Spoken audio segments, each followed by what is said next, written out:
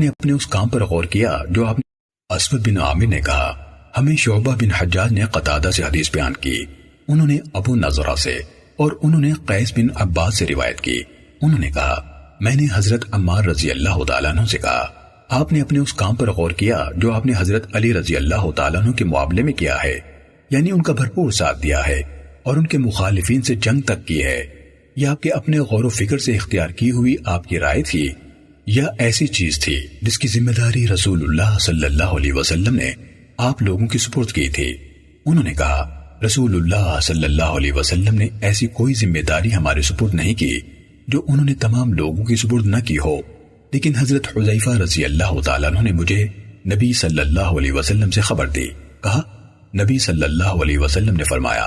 میرے ساتھیوں میں سے 12 افراد منافق ہیں، ان میں سے 8 ایسے ہیں جو جنت میں داخل نہیں ہوں گے یہاں تک کہ اونٹ سوئی کے ناکے میں داخل ہو جائے، یعنی کبھی داخل نہیں ہوں گے۔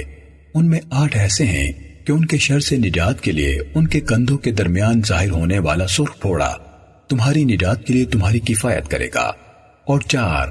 آگے کا حصہ مجھے اسود بن عامر کو یاد نہیں کہ شعبہ نے ان 4 کے بارے میں کیا کہا تھا۔ صحیح مسلم حدیث نمبر 7035۔